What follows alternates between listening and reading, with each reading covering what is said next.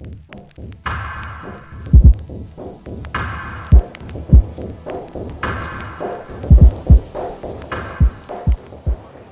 atmosphere seemed calm, with just a little tension in the air. Then some men were seen heading across from adjacent balconies on the first floor. There you go, there you go.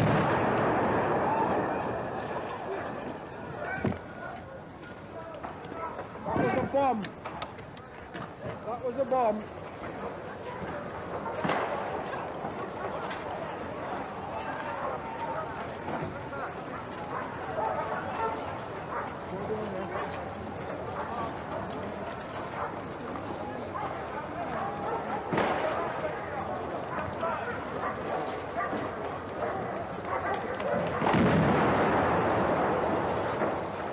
The explosion ripped through the building. A pall of smoke covering the front of it. The SAS had moved in.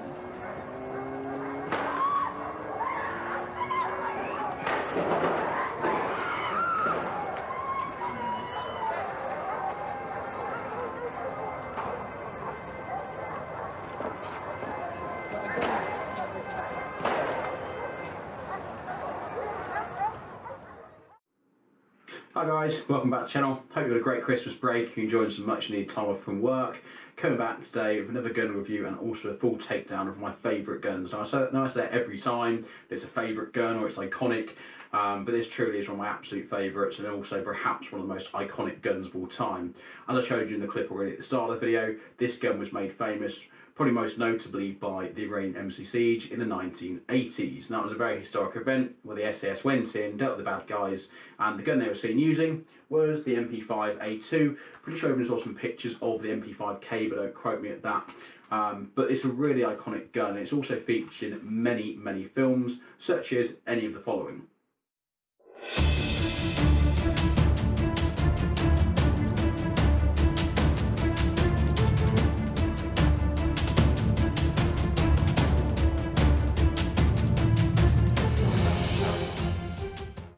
So yeah, it's appeared in a lot of films, as you might imagine, but it is a really cool gun. I want to talk to you a bit more about the WE model, which is the one I'm holding today. I'm going to talk you through both models, the MP5K and MP5a2. They more or less work the same way internally in terms of how you take them down and how they function, but they're kind of perhaps two different guns in terms of what your playstyle is like and what you might be looking for. I'm going to show you a bit more of the takedown, the maintenance side of things with this, and also kind of give you just my notes on using these myself, because I've now played with one of these a couple of times, had a lot of time to get to grips with it. I wanted the WE gun today simply because the last time I featured WE gun, it was perhaps a less than gleaming review. Now, this is coming from a point where I've had probably, I think at this point, maybe 4 or 5 different WE guns, and up until now, the experience has actually been pretty negative. So I've had their 1911, I've had one of their XM177s, in fact I had 2 of their 1911s, I had a WE Scar, and I've had also the older version, not the recent version I reviewed last time, the older version of the Browning High Power. And I'm pretty sure there's a few other ones like their Glocks I've had as well in the past. Now, generally my experience with those guns has been pretty much universally quite poor, and just not the best experience. And there's a couple of things in terms of quality control that I found with their guns and just the general finish and the feel that just left me feeling a bit underwhelmed. However, when it came to this gun, the WE MP5, or the Apaches they call it, I was blown away. It just, for a start, it looks bloody awesome. I think they've done a great job with the externals. The weight is really good. I'm pretty confident, not certain, but pretty confident the upper receiver on these is steel as opposed to some kind of cheap Chinese metal. I think there's some parts which are like a zinc alloy, like the bolt carrier group, for example, I think is probably some sort of zinc alloy. But beyond that, it's very, very well made. The polymer as well is absolutely solid. It feels like quite a hard, sort of robust, sort of plastic ABS polymer. And that's the same with both of these, whether it's on the front handguard, the full stock on this one here, the grip that you've got on the front here. Generally speaking, I think it's made really, really well. And it just feels great to hold.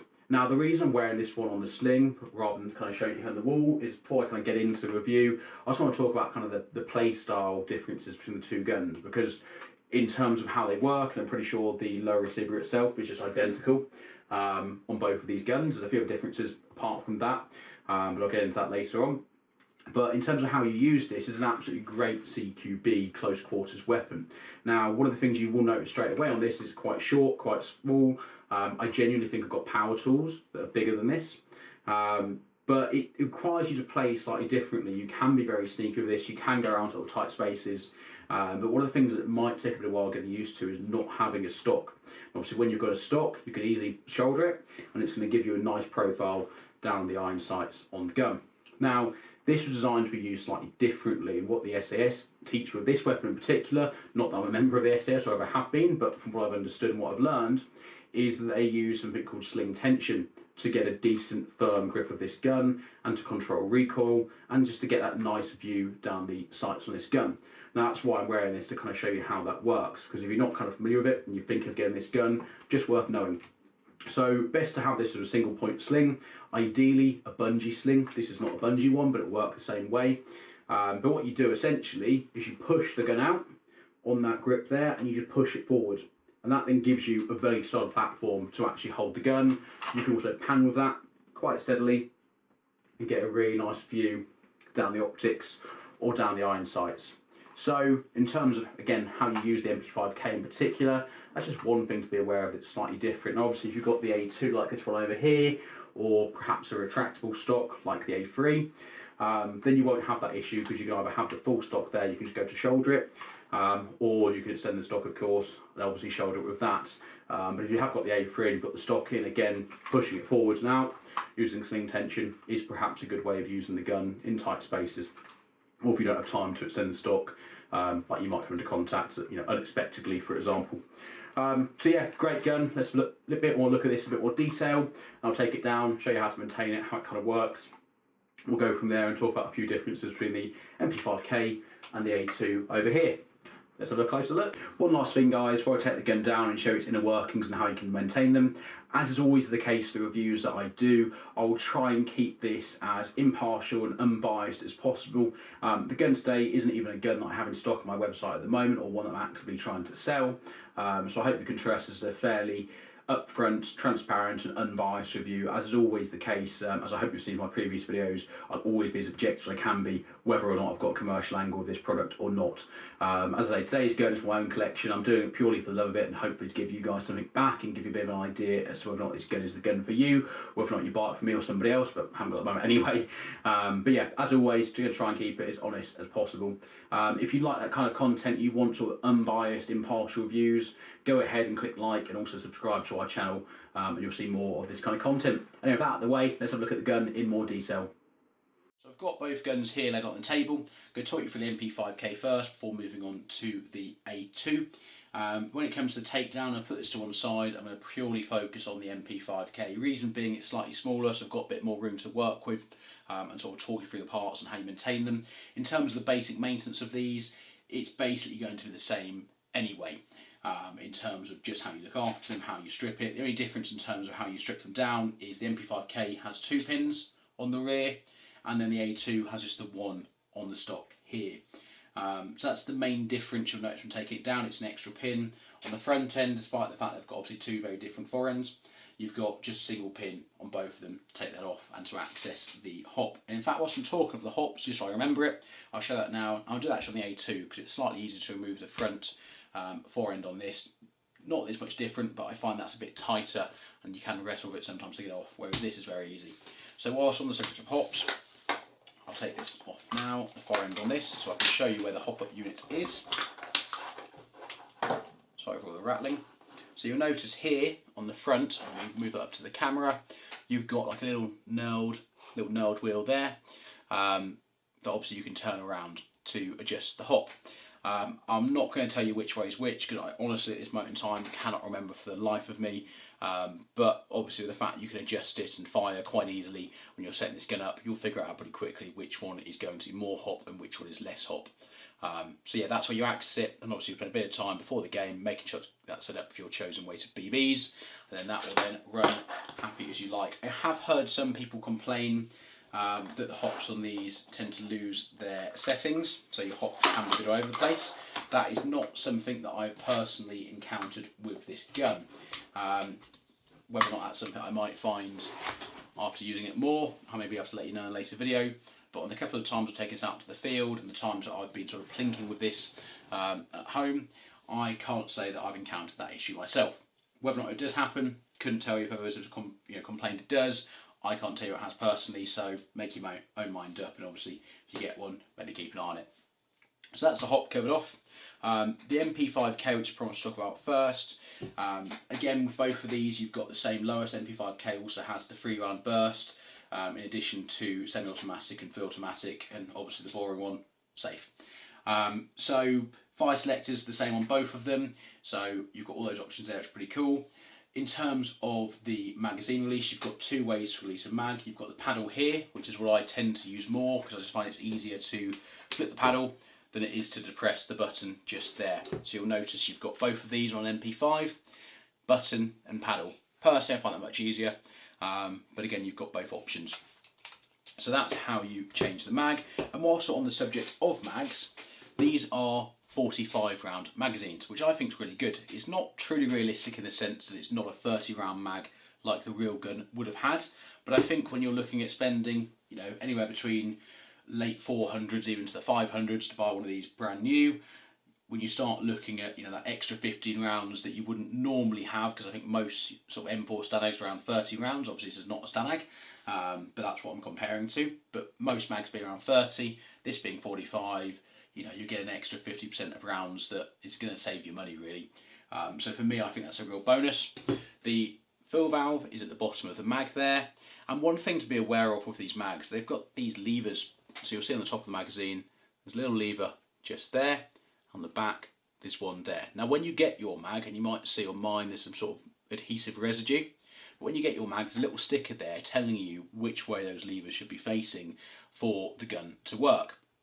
So you need this lever here facing forwards, that top one, and they kind of push together, is why I do it.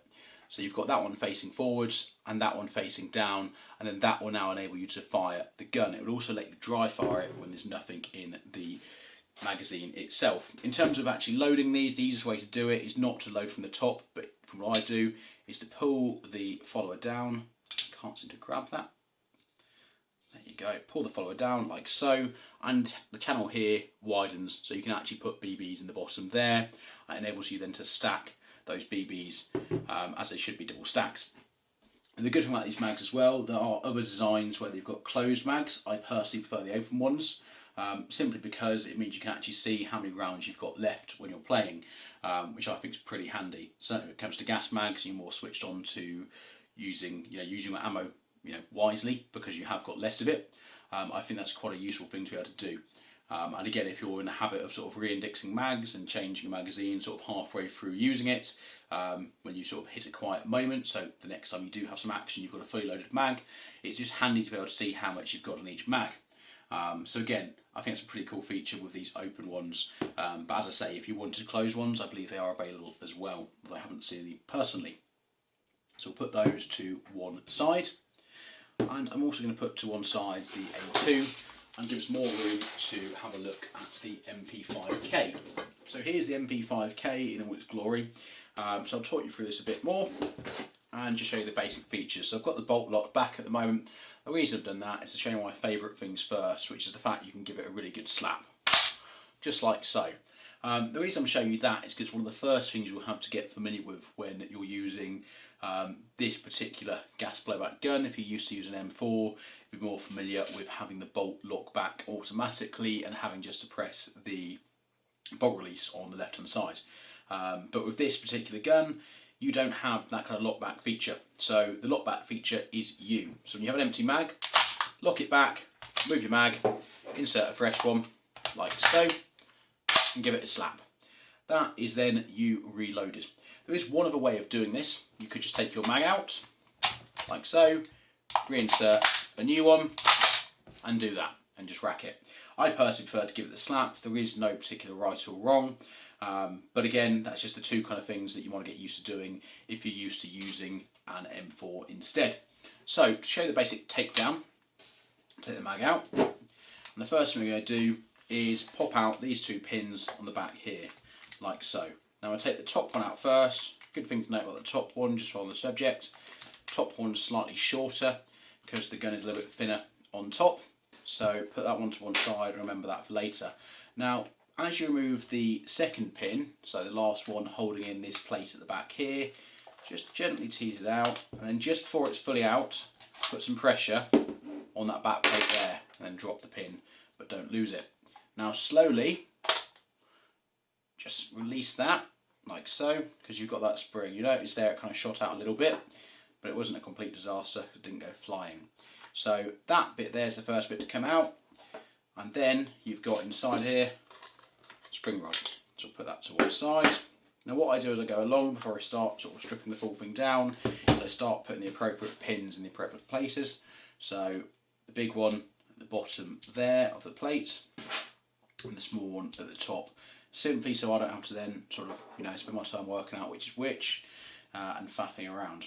It also means you don't lose the pins. This particular piece here is just a loose piece. It doesn't really sit on anything. It's just there, held in by pressure. But I'll show you that a bit more when we reassemble this gun towards the end. So you've got the end cap off, you've got this thing out here, and you've got the spring rod to one side. So the next thing to do is pop out this other pin here holding in the lower receiver. Very simple. Just pop it out, flip it round. I'm just going to put my hand on the back of there so the bolt doesn't fall out. Flip it round, and then just give it a pull out there. So now pull that down and out. The 2 things are separate. What I now do, just like with the rear plate, just pop that in there, simply so I don't lose that pin. So your next thing to do is slide out the bolt. Easiest way to do it, put your finger on it and just slide it back, and put your finger underneath the bottom there. You'll see the bolt, just slide it back, put that to one side. Now this thing's absolutely swimming in grease. I probably put a bit too much on last time I serviced this, but I like to run mine fairly well lubricated. That's just the way I do things. I've heard different thoughts on having too much, having too little. I've not really had many problems having quite a fair amount of it, so long as it's not in the barrel or on the hop rubber. I've not encountered any issues. And again, it's no real bad thing to actually get a little bit of silicone on the hop rubber to clean it every so often, but just don't leave it on there. It won't perish your rubber. It's silicone oil, it's there to maintain it, but just don't run it covered in it. All your workings you can give a fairly liberal amount of grease or oil to, so I tend to focus on the areas where you have a lot of wear. So you'll notice on this particular one here, there's quite a lot of sort of grease at the top there, and also along these bits here as well. Again, this is where it's going to slide on the grooves on the inside of the upper receiver. So you see this little profile here, that then matches up with this indentation here, which is where the stock would slide if you had a sliding stock on this gun. So inside there, you've got not a lot really to worry about, just your stamped steel upper receiver. But again, with that in between games, make sure you are getting all the dirt out, any mud, any sand, any moisture. So if you're out in the wet, make sure there's no water in there so you're not going to get rusty parts. And generally just give it a good clean. So the best thing to do really is to make sure there's no dirt inside there. This is perfectly clean to service it last time. I'll give you an idea. Just wipe it all down, all the externals. Start with those first. There's no dirt on the outside that can work its way in. And then on the inside, again, get a cloth in there, give it a good clean out. Be careful with your hands and your fingers on these edges because you might end up cutting yourself. They're not really sharp, but just be aware you deal with a metal edge and you don't want to risk, getting yourself hurt. I'm sure you won't die of it, but again, not pleasant. So that's how you strip it down. The cleaning, as I mentioned, is a case of getting dirt out and just giving it a good clean, as you would with any gas blowback gun. This is the basic disassembly. There's not really a lot more to do. I mean, I could take off the fore end there and take off the grip, but I showed you that on the MP5a2 already, so it's the same difference. You've got the same hop wheel inside there, so I shan't bother with that right now. In terms of putting it back together, there is one thing to be aware of. It might just throw off the first time you do it. You drop your bolt back in, like so. And what I would do at this point is lock back that bolt there. A bit harder when there's no pressure on the spring, but you can then put that gun so it's resting on the charging bolt there. and then you can start reassembling. Now this needs to go in, and in fact before I show you how that goes in, let me show you where it goes inside the bolt because it makes it a bit clearer. So you'll notice on the bolt you've got this kind of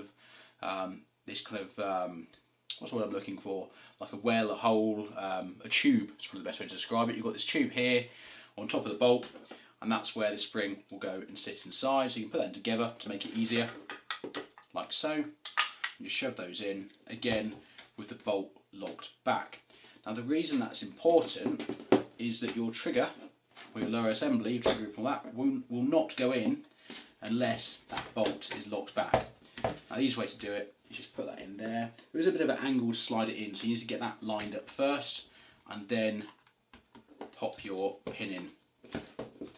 Just play around a bit until it goes in comfortably. So that is now the lower receiver in place. At this point, if you want to, you can actually move that bolt forward because it makes things slightly easier when reassembling the rest. So just move that whole assembly forward, and then you need to get this little bit here. You've got the spring end that needs to face the back of the gun, and that needs to face towards the front. So this kind of recess here, again this tube, that will actually sit over the spring. Now this is a little bit more fiddly because that will not sort of sit exactly where you want it to, so you might have to just hold it sort of vertically just so it sits uncomfortably. And then the last part of this whole process is just put the end plate back on, like so.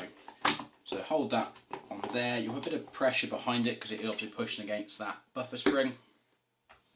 And then just pop those pins back in. Again, you might just play around the plate a bit just to make sure it fits. I mean, it's pretty tight, but again, there's a bit of movement where it's got the pressure from the spring. So there you go. So that is now fully reassembled. So as you can see, it's really easy to take down. And that is the same process on the MP5a2.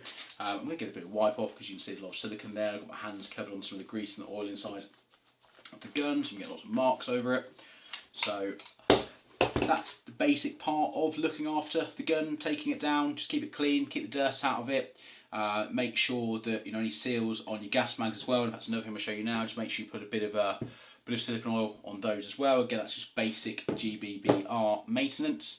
So yeah, pretty simple.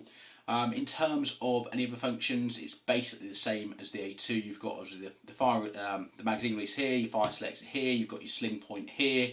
As I mentioned, all stamped steel upper receiver. I love the fact they welded on the rear iron sight. I think that's really realistic. I think they did a great job of it as well. So yeah, looks fantastic, takes down easily, easy to maintain, easy to service and clean. Let's have a look at the A2. So I've got the MP5a2 now to talk you through a bit more. I won't spend too long on this now because I've already spent quite a bit of time on this video, and I've covered most of the main things in terms of takedown of the MP5K. As I mentioned earlier, it's the same on the MP5a2, albeit with one less pin. The gun itself, obviously this is a fixed stock. You can get different stocks for this, so if you wanted more of an MP5a3 look, you could then obviously put on the retractable stock. Those are quite pricey just for the stock. If you're going to buy the WE one, I think you're looking between £100 to £150 depending where you go to, and that's if you can find it in stock. You can actually get a few real steel parts that fit. One thing to bear in mind, the WE is actually slightly bigger than the real steel version of the gun. Not by a great deal, we are talking a few millimetres, so you would actually need to Dremel out some of the real steel stocks if you were going to put one on, but I believe some people have actually put real furniture on, but again, just by Dremeling out a few millimetre, some of the clearances where it meets the gun. And the same is true for the forend there. You can put real steel forends on this, so if you want to get one of the really cool tactical looking Surefire MP5 grips, if you've got really deep pockets, you can go ahead and get one of those. Most of real steel accessories are going to be obviously, not as cheap as airsoft parts because they're made to high tolerances. Obviously, as I always say, if you're looking to buy real steel parts to put on your toy gun, just be very careful where you order from and what you order, because obviously you could end up in trouble if you import something you're not allowed to. So that's completely up to you if you do that. I'm not advocating it, just be aware of those things. But people have fitted real steel parts onto these. Gun itself, obviously you've got 3 different fire modes in addition to safe, semi, free run burst and fully auto, same as the MP5K. You've also got the same design obviously with the charging lever, that's just true of all MP5s. And you've also got a few other things like obviously the magazine release will be the same. The iron sights are slightly different, so these have a full circle that you look through. I don't know if you can see that on the video there. In fact, I'll bring it up. So you'll see on that rear sight there, you've got just a full circle. Well, that differs slightly from the MP5K, simply because the MP5K has kind of got these cutouts. So they're not like a full circle, it's a lower profile rear sight. Now personally, I prefer this type of rear iron sight. I just find it's easier to get a view on the front iron sight, and it's just easier to find that sort of natural sort of view down from the rear to the front iron sights with this type of rear. But that's just my personal preference. What I do like about this as well, that's actually just welded onto the top, just like the real thing. It's quite a tidy weld as well, to be honest with you.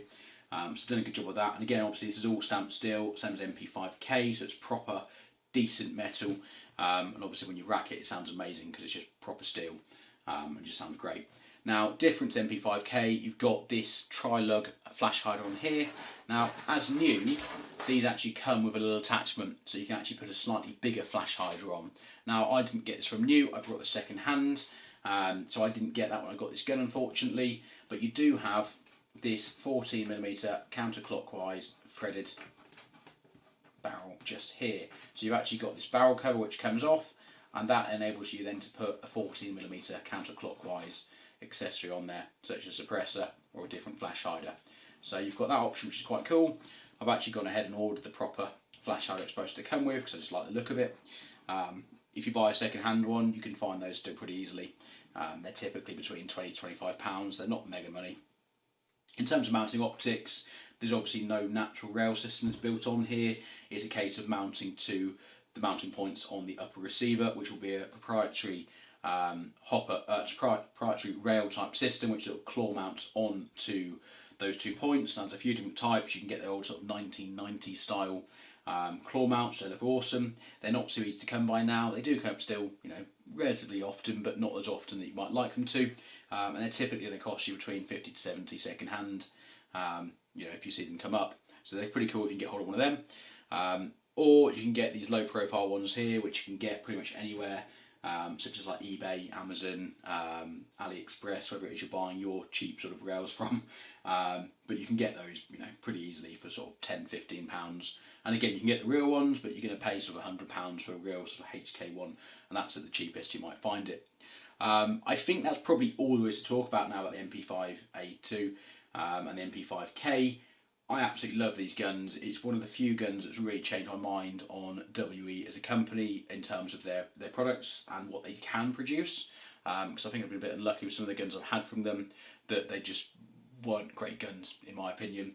But this has absolutely blown me away. I love the feel of it, I love the build quality, love the materials. I even spied on both of these a very rare thing, which is a quality control sticker straight from the factory there, and that's actually on both of them as well. So someone actually did look at both of these guns that left the factory, which is more than I normally expect from WE. But the MP5, the Apache, bloody awesome gun, highly recommend it.